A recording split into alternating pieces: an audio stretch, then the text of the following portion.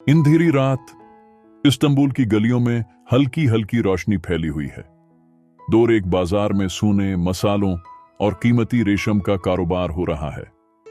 कुछ ही फासले पर तोप कापी महल के अंदर एक जर्नील सुल्तान के सामने झुका हुआ कह रहा है, कबला आलम, दुश्मन हमारी सरहदों पर हमला करने के दर पे है।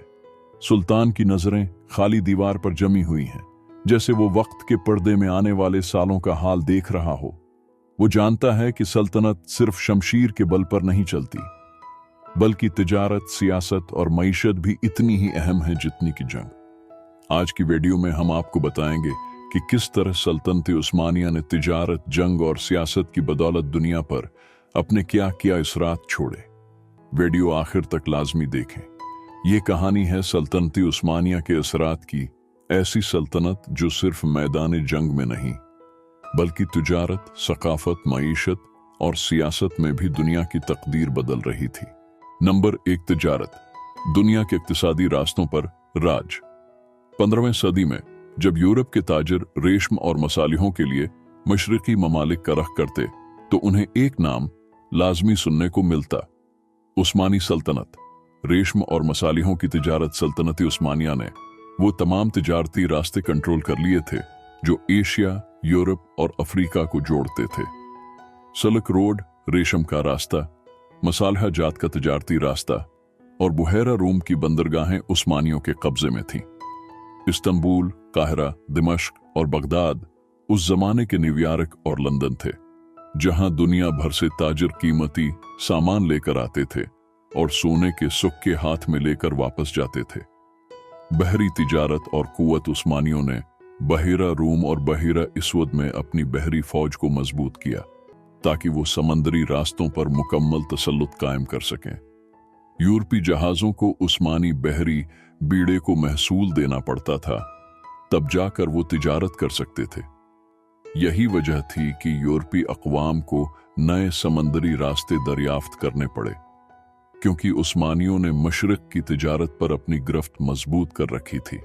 नंबर 2, सियासी असर व रसूख, सफारतकारी और माहिदे।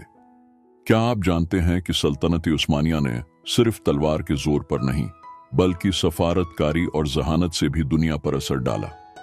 यूरोप के बादशाहों पर असर। 16वीं सदी में जब सुल्तान सुलेमान आजम की हुकूमत थी तो यूरोप के बादशाह भी उस्मानियों के दरबार में सफारतकार भेजने पर मजबूर हो गए थे। फ्रांस के बादशाह फ्रांसिस अव्वल ने उस्मानियों से मदद तलब की ताकि वो अपने दुश्मनों के खिलाफ खड़ा हो सके। बरतानिया और नीदरलैंड्स ने उस्मानियों के साथ तिजारती मुआहदे किए ताकि उनके जहाज मशरिक की दौलत तक पहुंच सकें। रोमी शहनशाहों और रूसी ज़ारों ने उस्मानियों के साथ मुज़ाकिरात किए, क्योंकि वो जानते थे कि सल्तनत उस्मानिया से दुश्मनी करना तबाही के मुतरादिफ है। ये वो वक्त था जब उस्मानियों की सियासी ताकत सिर्फ जंग के मैदान तक महदूद नहीं थी, बल्कि यूरोप के बादशाहों के दरबारों तक भी पहुंच चुकी थी। नंबर 3, सकाफत और तर्ज जिंदगी पर असरात। क्या आपको मालूम है कि आज की मगरबी दुनिया में भी कई चीजें उस्मानियों की मरहूनी मन्नत हैं? फन तामीर और मसाजिद। सुल्तान अहमद मस्जिद, ब्लू मॉस्क जैसे अजीम शान तामीराती शाहकार आज भी उस्मानी सकाफत की झलक पेश करते हैं। यूरोप में बारोक आर्किटेक्चर पर उस्मानी फनी तामीर के असरात नुमायां हैं। लिबास और फैशन। तुर्की की टोपियां और लिबास यूरोप के फैशन में मकबूल हुए, खास तौर पर सुल्तानी लिबास और पगड़ियां। कॉफी और तुर्की की मिठाइयां उस्मानियों की दीन हैं, जो बाद में यूरोप के कैफे कल्चर का हिस्सा बन गई। नंबर 5, सल्तनत उस्मानिया का जवाल और उसके असरात। हर उरूज का एक जवाल होता है और उस्मानियों का भी वक्त आया। 18वें और 19वें सदी में जब यूरोप ने सुनाती इनकलाब के बाद जदीद इस्लाहा और टेक्नोलॉजी अपनाना शुरू की तो उस्मानी सल्तनत पीछे रहने लगी। सियासी साजिशें और अंदरूनी कमजोरियां बढ़ने लगी। यूरोपी ताकतें उस्मानियों के तिजारती रास्ते छीनने लगी। इक्तिसादी बहरान और जंगों ने सल्तनत को कमजोर कर दिया। आखिरकार 1983 में सल्तनत उस्मानिया का खात्मा हो गया, मगर उसके असरात आज भी जिंदा हैं। नंबर 4, सकाफत और तर्ज जिंदगी पर असरात। क्या आपको मालूम है कि आज की मगरबी दुनिया में भी कई चीजें उस्मानियों की मरहून मन्नत हैं?